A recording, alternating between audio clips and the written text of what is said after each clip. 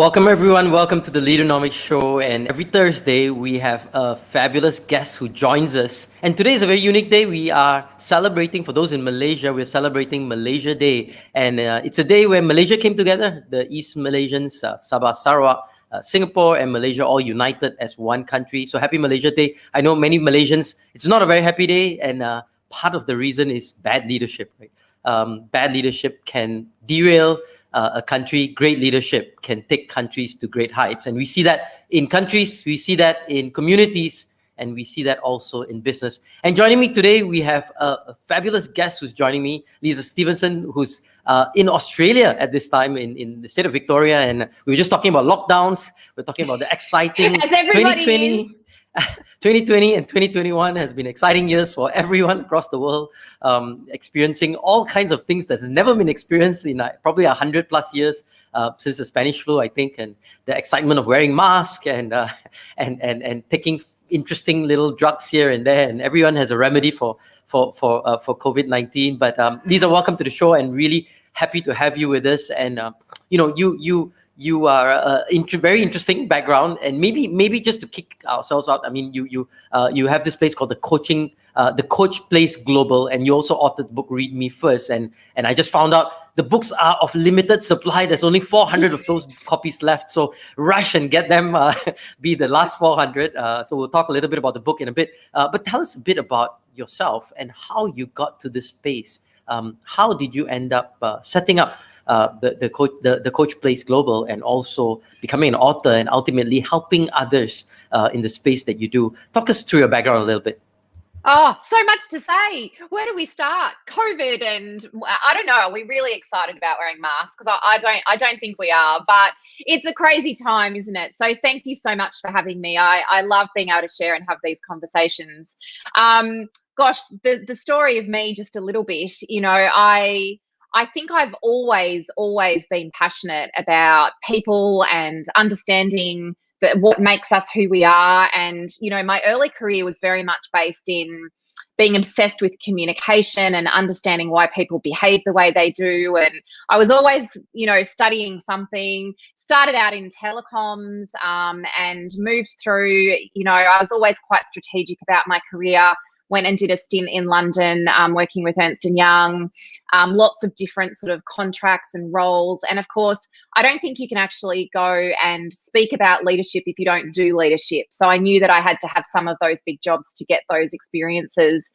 And there's kind of a quite dramatic story about, you know, how this business started, in that, you know, about sort of 12 to 13 years ago, I found myself quite suddenly a single mum of 3 small children and really needing to create and build a different life. And I thought, well, you know, what better time will there ever be for me to set up a business and bring all of my experience as a consultant, mentor and coach, you know, working with clients around the world, into my own business. So that was kind of my first big step into entrepreneurship and getting really clear about what I do. So the Coach Place Global is, you know, very much a passion and very aligned with my personal purpose. And we work with leaders, C-suite executives, also elite athletes and entrepreneurs and innovators all around the world. So I think, Roshan, I have the best job in the world, you know, the best job in the world. And you know, you kind of describe yourself as a success coach, and you know, it may not be a term that sort of is familiar with many people across Southeast Asia and Asia, but can you maybe tell us a little bit about what this means, a success coach? I sort of, based on what that word means, I can imply or sort of guesstimate what it is, but maybe you should share, what does a success coach do, and how can you help, how do you help others? Yeah, it's a great question, because we all know what the word success means, but I think it can be a bit of a trigger word for people because it's very personal. So I get called lots of things: high performance coach, trusted advisor, you know, mentor, coach. what I love about being a success coach is that it's about that individual. It's about helping them, supporting them, and challenging them to be really clear about what both personal and professional success means for them. And what we know is that my version of success and yours might be very different. There might be some things that are similar, but a lot of people kind of get on a particular career path, or they can actually feel a bit stuck in where they're at. And so being a success coach is very much about saying, are we clear about where you're going and what purpose and goals and success mean for you? How does that line up with what you value? And it's also about being pretty clear about where you're going in terms of future planning, career-wise, and also in your personal life. So it's a pretty broad term to say, you know, we will come in and poke and prod your thinking, and it's very much about personal potential. So that's what we're obsessed with, that we're all capable of being better versions of ourselves. So how does that connect with success? Yep. No, absolutely. And, you know, just to take this a little bit, you know, I think many people crave success, but there are many derailers to success. You know, and in your time coaching and helping people, I mean, I'm sure you've observed many of such derailers, right? What would be the most common you know, things that blocks people from attaining the success? And again, you're right. I think it's about success is really, it could be anything, right? I mean, each of us have our different definitions. So it could be to become a great parent, or to be the CEO of a company and run it really well, or to be something else, right? So each of us have that different definition. But, you know, based on our own definition, what sort of are blocks to this success that we so crave, you know? Yeah, I think this is a really important question, because sometimes when we're thinking about future success and where we want to go, we forget to come backwards a bit and go, well, what hasn't worked for me before? And, you know, there's a few really obvious derailers. One is our own beliefs. So the beliefs that we have, are they even ours, or have they just come from our parents? And perhaps we've got beliefs that have served us well before but won't going forward, particularly in the new world that we're going to be living in, you know, with COVID. So personal beliefs. Also, people get stuck in what I call the waiting place. So they wait until the children are a bit older, or they wait until they've got enough money to go back to that study, or they wait until they've lost weight, or they finish that study. So that's a big thing that we have conversations with people about, you know, how do you get out of the waiting place and just start? And, you know, so beliefs and the waiting place. I think the other big derailer is people's sense of confidence in what they're capable of. You know, we all have those insecurities and that, you know, self-sabotaging that we can do. And there's something really important when it comes to success in thinking about, what are my superpowers? What is my unique positioning statement?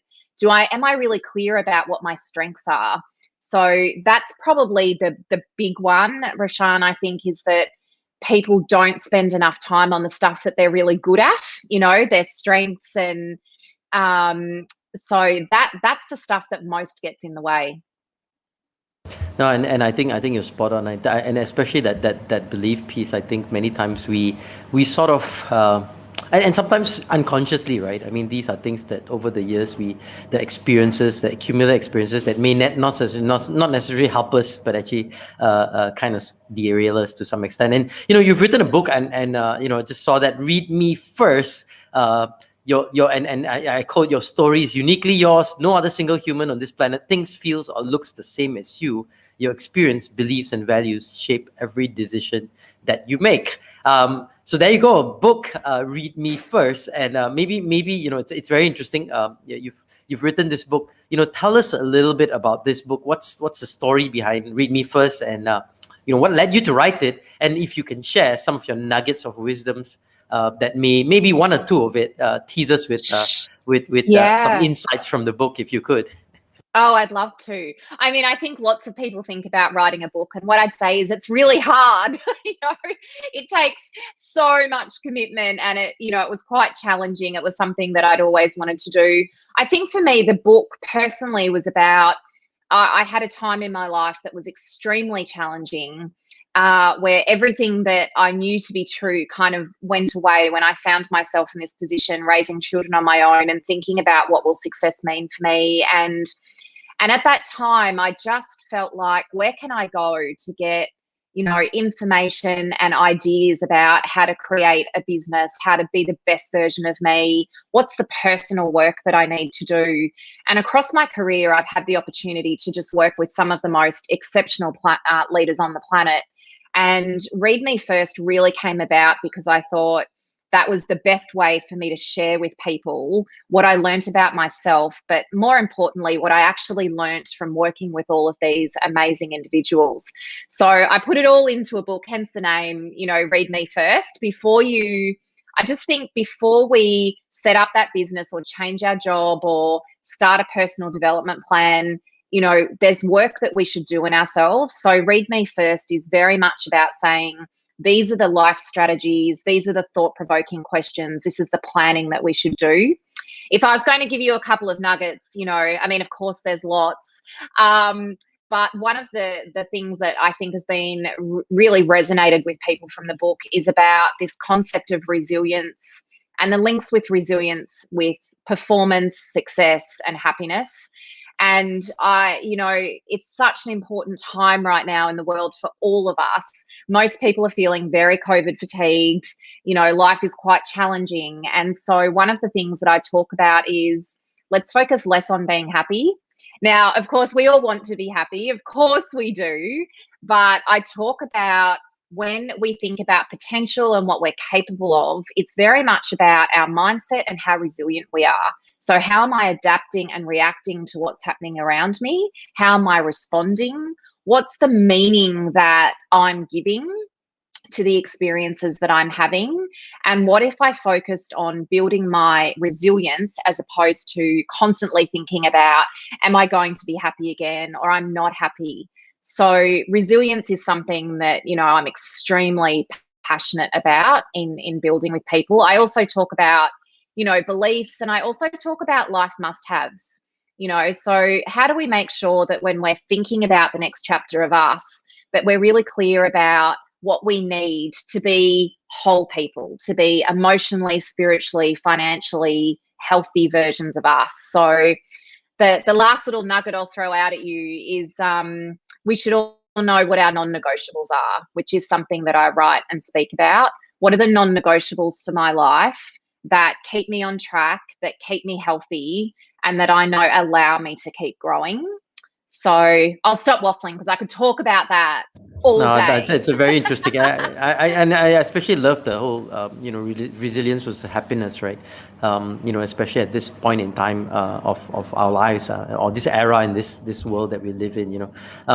In your book, I guess you say read this book before you write the next chapter of your story, and I like that because you provide. I guess it's also, you provide this very structured way to reflect on your life before you take the next piece of action. And I think we sometimes forget to take that strategic pause. We're so busy doing that you need to just take that strategic pause to be able to be purposeful, aligned, and sort of have clear direction and clarity of where we are going and what we want to do. And I think it helps a lot, as you say, to have these strategic pauses. And I know you wrote an article on Leaderonomics.com. So for those of you, there's a great article on self-awareness by Lisa, right? 5 steps to build great self-awareness.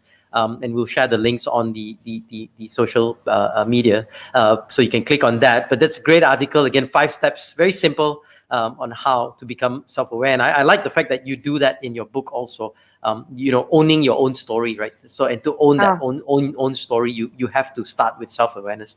Maybe, just taking that point a little bit in terms of owning your own story, why is owning your story so important, and how is it connected? If you can draw for us, or at least visually describe for us how it is connected, and in terms of where we want to go, and ultimately our achieving our success that we define. Yeah. Oh, again, I get very excited talking about this. So there's a few reasons why. Why do we need to know our own story? Well, it helps people to understand who we are and what's important to us. We should all, particularly leaders, have to have an ability to share who we are. And we know that people remember stories more than they remember stats and numbers and, job titles. So telling our own story is actually a skill. It also helps people understand what our expectations are, why we want to behave, make decisions, run teams, parent the way that we do. We always talk to our clients about thinking about your story in 3 steps, and this is mapped, sort of in the book as well, that we need to look at the past version of us. That's the first one. We need to understand where we've come from. Why do I think that way? And why is that a trigger for me? And why do I respond to stress that way? And why is that so important to me? We need to know who shaped us and influenced us and what those experiences were, and clean up any mess. Are there things I need to let go of? Are there things there that are going to mean that I self-sabotage going forward? So doing some of that deeper work on ourselves. And then the second section is about, who am I now? How am I doing? What's it like being around me? What's my brand? How do I feel about me? Do I like this version of who I'm becoming? What have I achieved so far? Have I celebrated myself? Have I got the right people around me? And then the third part to it is, who do I want to be? This is the aspirational version of us. What does success look like for me when I'm 50, when I'm 80, sitting on my veranda, reflecting on my life? Do I know what legacy means for me? So, I think when we say we should know our story, it can sound like quite a simple thing, but actually doing that work on ourselves means that we're living a much more conscious life. Very, very interesting. We've got a comment from, or a question actually, from one of our guests. It's so nice that you have found your purpose. I want to find mine as well. I'm not sure I have. And I think many people haven't, and just go about executing daily. Is there a way to tell whether one is living their purpose, or maybe in, I guess, sense, how do we find our purpose? I think that may be the crux of the question here. Yeah, it's a really great question. And I think there's never been a more important time for us to know this.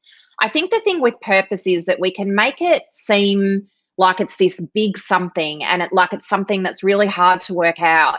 The way that I think about purpose is, when I go to bed at night, what am I measuring myself against? What's the thing that's guiding me where I go, yeah, today I was aligned, today I was in flow, today I made the difference that I want to make. And for me, this is not necessarily about career. So thank you for your question. I'll share with you what mine is, which is to serve thousands of people around the world in being the best version of themselves.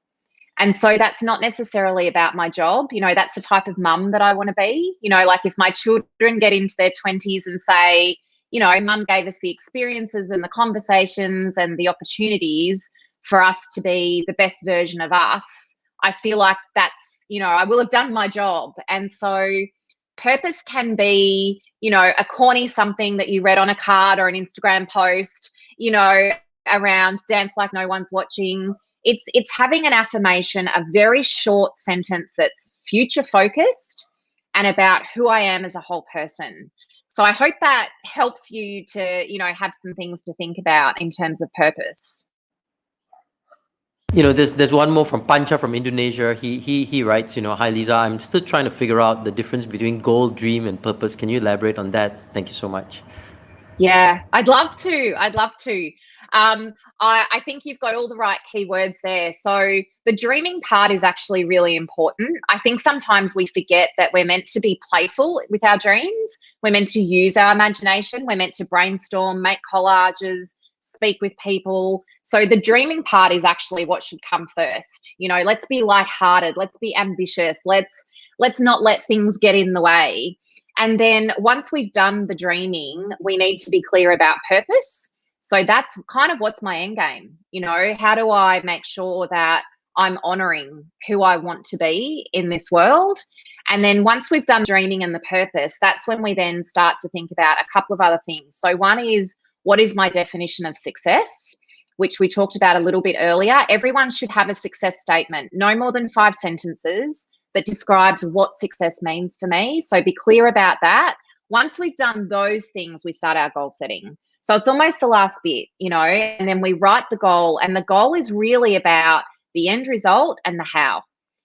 So hopefully that gives you a bit of structure, because they are quite different things. Yeah, and if I recall from Walt Disney, it's, the dream, you just go wild and have that big dream, and then the rest is to kind of filter and prioritize down to, what makes sense for yourself. So there you go. Everyone should have a success statement from the success coach. That's right.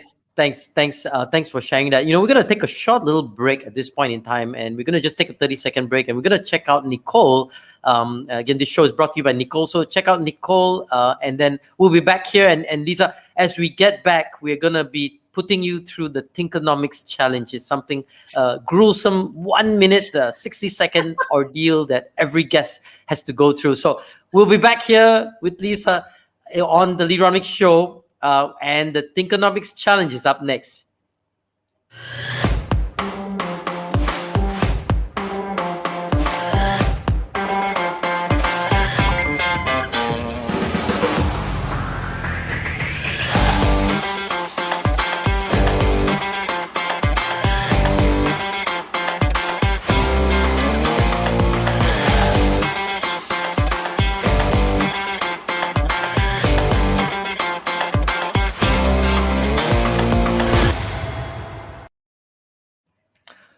We're back on the Leaderonomics Show here with Lisa Stephenson. Lisa, thank you for being with us and sort of agreeing to go through the ordeal called the Thinkonomics Challenge. So here we go. I don't know if I agreed. I think it's just happening. Well, unfortunately, when you sign up and say, I'm going to be on the show, and that's part of the part and parcel of the show. So with that, we'll get our producer to throw up the Thinkonomics Challenge that's upcoming. So you've got a minute to answer this. Here we go.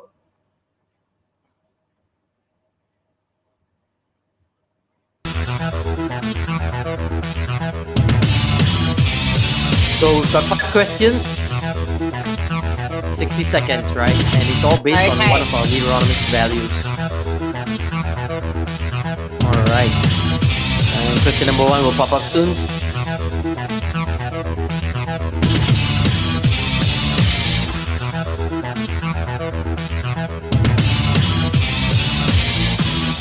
I think the video is hung, so maybe what we have to do is I'll have to do the Thinkonomics challenge. All right, so let me get the questions. It was such dramatic music. I know it was, and there you go. And technology will always let you down when you need it most. No worries. Here's the Thinkonomics challenge. Now, first question: if you had 2 questions to ask on a first date, what would it be? 60 seconds.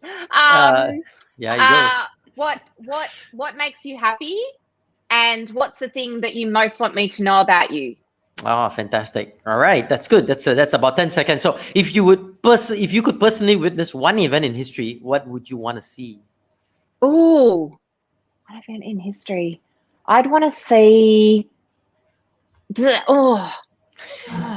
Oh my gosh! Not easy. So many not easy. Something in Rome. Something historical in Rome. Yes. All right. Yes.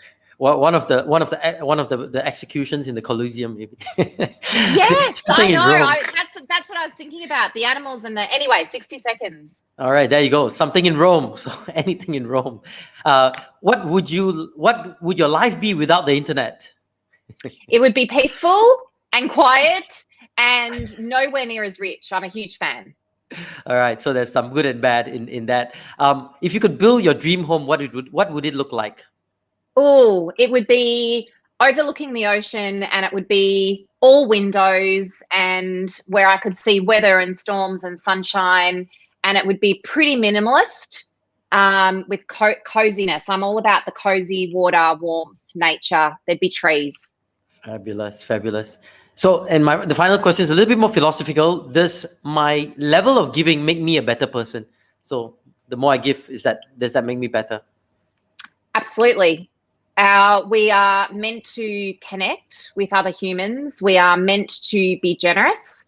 We are meant to not just be about ourselves, and we're meant to contribute to the community that we're in, for sure. All right. So I think you've done it. You've done it in 60 seconds. Well done, Lisa. And you'll be getting a book. You've won yourself the Leadership Nugget book, and you'll be getting that sent to you by our producer pretty soon. All right. So with that, let's get back into the Leaderonomics Show. And I think there's some comments about your internet. We wouldn't be able to meet you without the internet I today, Lisa. So we know. I need know. it. It's We no do. more We do. it's no more a want, it's a need now, right? I mean, the internet. We're very dependent, actually. One of the things I think that's interesting is that, you talked a little bit about that trigger, when you became a single mom. Were there other crucible moments in your life that led you to your path of success? And in general, right, when we talk about crucible moments, I know Warren Buffett wrote this great book on crucible moments and how it actually helps you find purpose, right? And we've seen examples of Howard Schultz with Starbucks, with his father's death, sort of enabling him to find his purpose. What about yours? I mean, what sort of crucible moments in your life, and in general, if you can share, that Yeah. leads to success, or does it lead to success? Yeah, absolutely. So I think I've probably had 3 or 4 of these, those really significant moments, and some of them are really good. I think sometimes we get opportunities that are unexpected, and sometimes they're the opportunities that bring us to our knees, when you're in the bottom of the well going, what am I meant to do with this? So, becoming quite suddenly a single parent, and, I was not working at that time. I had small children. There was something really significant about saying, well, the secure thing would be to go and get a job. But if I'm going to be courageous, if I'm going to role model to my children what success means for me and my ability to back myself in, actually, this is the perfect time. And that was massive, and a lot of hard work and a lot of compromise. And I think another one for me that was quite significant was I actually had an opportunity that was given to me by someone who still to this day is very precious to me, where I got the ideal brief.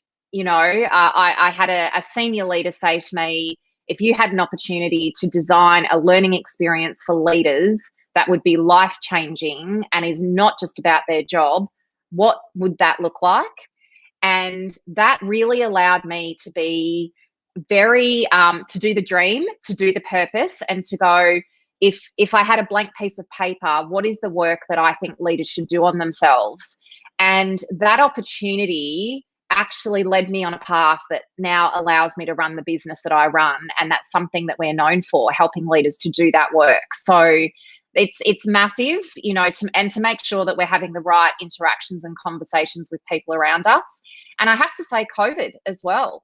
COVID has been, I have always made income in our business. I'm a speaker. Yep. I'm a speaker and I run programs globally. So I would normally be in San Francisco, London, on stage running programs or speaking as an author. And overnight that all went away. And so it's been quite significant for us, like many people, to think about how do we now connect? So we've gone about and built a brand new platform to share our insights and coaching with people. And that's been really significant to go, can people do this work online? Because we work a lot in that space of vulnerability. And so they're probably the big ones. There's others as well, but they're probably the big ones. Yep, Yeah. yep. And it's true. I mean, COVID has been the great accelerator for a lot of different areas, right? Absolutely. And different industries have been significantly impacted. Harnish just makes a comment. The session is great, much needed notion to be discussed. And Harnish, if you have any questions for Lisa, or that goes for anybody. If any of you have any questions for Lisa, please shoot them in the comment section, and we'll be happy to get her to answer them for you. He makes another comment. I guess we know as humans we have ups and downs. Despite knowing our purpose, how do we stay motivated and pick ourselves up when the low comes? What's your coping mechanism, Lisa? And some tips. Yeah, we all love tips. Yes. Right? Yeah, Harnish, I love this question. I think the first thing is that we need to let go of motivation. Now, people don't necessarily like it when I say this, because people ring me and say, are you a motivational speaker? And I say no. To me, motivation is just a nice feeling that passes. And so I think your question is such an important one, because when we're in COVID and when we're, or we don't like our boss, or, we're having leadership challenges, it's actually really hard to be motivated. And motivation is often very short term. So my tip to you is to think about, well, what am I actually committed to? You know, what are the commitments that I'm prepared to make? If I want to run a marathon, I'm not going to do all the training and successfully run the marathon because I was motivated. I will be successful in running the marathon because I was committed. I went out and did the training even when it was pouring rain or it was really hot. So I think if you've got something that you're working on that really matters to you, you know, get out a piece of paper and write down, what are the 5 commitments that I'm making to ensure that I'm not depending on motivation to get me there? Yeah, hopefully that helps. Yep, I think it does. And Harnish, if you want to, if you need further clarifications, you just let us know, and we're happy to take that question down further. You know, I want to return back to your book, and one of the things I think is interesting about the book is that, you know, you talk a little bit about, you talk quite a bit actually about self-awareness. And it's interesting, you know, when you talk about self-awareness, that it's linked to many different parts. And you know, I guess many people believe the foundation of leadership is self-awareness. But to do that, it requires a whole bunch of reflection, right? And you know, if you can just help us to understand how do we, you know, firstly, there are many people who are afraid to look back. And reassess them. I mean, there may be some hurts, there may be some grief or unresolved grief, and others. So how do you spend the time to have that look back, but also ensure that you don't get stuck in the past, but ensure that you look forward, and as you say, right, write the next chapter of your story in a very aligned, structured, and purposeful way. So what sort of advice would you give us to enable us to do both, right, in a way that makes sense? Yeah. So there's 4 things, you know, when we're looking at self-awareness. So the first one is, you know, what we call the open self, which is what are the things I know about me and that I share with everyone else, and how am I doing with that? You know, am I telling my story well? Am I sharing in an appropriate way? Am I communicating what matters to me? The second part is our blind self, and this is a really important one relating to your question. What are the things that I'm blind to that other people know about me that I don't know about me? This is why we ask for feedback. You know, what am I doing well? How did I add value to that conversation? You know, what's it like sort of being around me? This is the big part of self-awareness that really matters. What am I blind to that other people are noticing about me or saying about me when I'm not in the room? And we only learn that stuff by asking and trusting, you know, and seeking out that feedback and validation, and also the challenge. The next one is around the closed self. So the things that I know that, you know, I'm not going to share or tell others, the things that are hidden to me. And these can be good things and bad things. You know, this is where my dreams might sit, and I don't want to tell others because I don't want them to diminish it or take it away in some way. It's also the things that I might need to work through myself, such as insecurities. And the last 4th one is around my unknown self.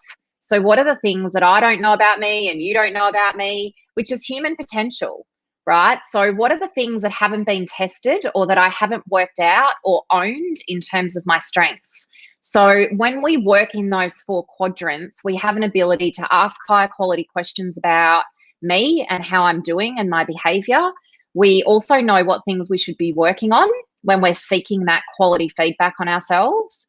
And it also then helps us to determine what that success might look like going forward. You know, do I really know what I'm good at? It's really interesting when we talk about self-awareness, because one of the things that I find a bit sad sometimes is that people don't know the stuff that they're necessarily great at. There we go. God, how did you do? You guys are magic, absolute magic. People don't necessarily know what they're really good at. So if you look at that blind self, for example, a great kind of story I've heard is someone who went out and said to people, you know, what do you think I do really well? And they received back all this feedback about things that were a total surprise to them. I didn't know that people even noticed I did that, or I didn't know that that was so valued by others. So that was good work on your production team's part. So people could do a Google search. We talked about the internet earlier. Yeah. Yeah, no, and I think the Johari window is very powerful. tool for us, right? I mean, how much of our closed sort of self, unknown self, that we can try to find out, so that we can, not just for ourselves but also for others, to be able to collaborate, to be able to connect, to be able to bond with us in a great way. So thanks for sharing that, open self, blind self, hidden self, and unknown self, to all of us, Lisa. So, comment again from Harnish, who says, "Thank you so much. That was fantastic." And he agrees with what you said. And for those of you who missed out earlier on, we shared 5 steps to building greater self-awareness, and it's by Lisa herself. And you can click on the link and be able to access that article, and be able to read that article out there. Lisa, this has been the most engaging and enthralling session. I really appreciate it. As we wrap it up, one appeal is that you can connect with Lisa on LinkedIn, and that's her profile right there. And I like what you say. Everyone should have a success statement. So as we wrap this up, right, if you could give us one piece of advice, one nugget of wisdom, one sort of golden sort of advice to all our viewers out there, what sort of advice would you impart us with? Oh, only one. Only one. You can do a few if you want to. I think so. A couple of things. We're capable of more than we know. We all are. Why do we? It's unfortunate that it's often trauma that tests us and helps us work out how strong we are. So how can you go out and be amazing and better at being you without the trauma? That would be one thing. Another thing would be that it's so important that we work out what self-determined success, happiness, and health is for us. Don't let other people tell you what that is. Spend the time doing the work on yourself.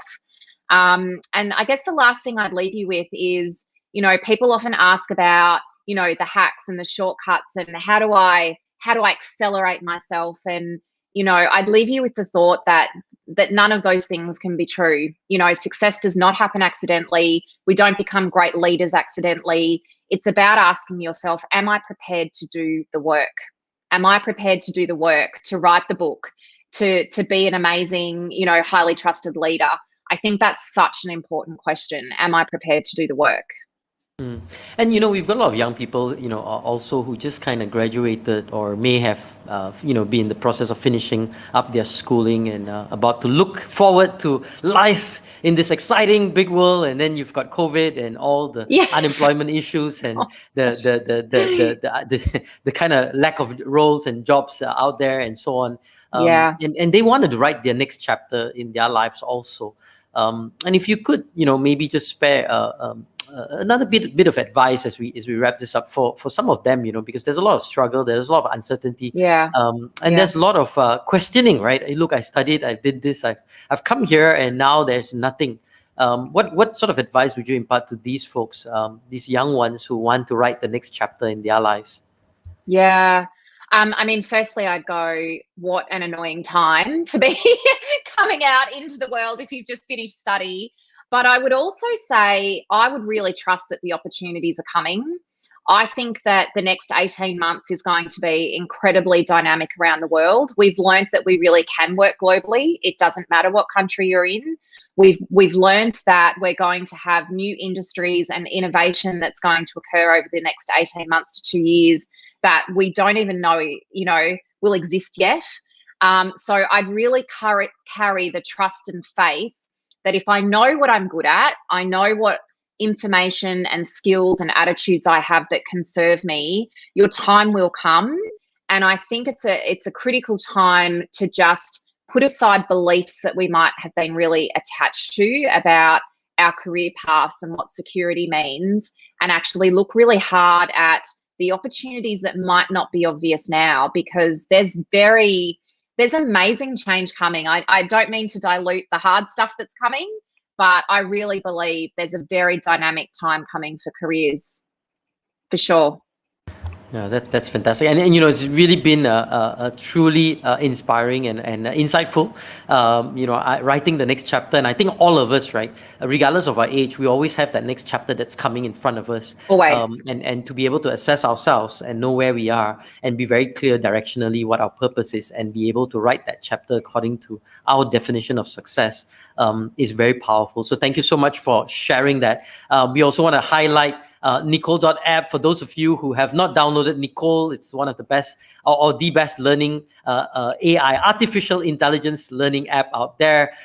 You can check it out, Nicole.app, or if it's for your organization, you can check it out, Nicole.tech. And last one is Budaya, which is engagement app for your organization. So check that out at budaya.app. So thank you everyone. These are really appreciate your time, and all the best in the lockdowns in Australia. Thank you so much. That was really fun. Thank you so much for having me. And to everyone, we'll see you guys next week, Thursday, 10 a.m. Another guest. And here's Lisa Stephenson. Thank you so much. And get her book. You can get it actually anywhere, right? Amazon, all the bookstores, it's available. But remember, there's only 400 copies left. So you want to be one of those 400 who gets a copy. Or you can go to the website that we shared earlier on. I forget readmefirst.com. readmefirst.com. There you go. Readmefirst.com. Get her copy of the book right there. You can see it, readmefirst.com. And I think there's only 50 left over there. So grab it quickly, and we'll see you guys next week, same time, same place. Capping out from the Leaderonomics Show today. Thank you, everyone. Have a great day and have a great weekend.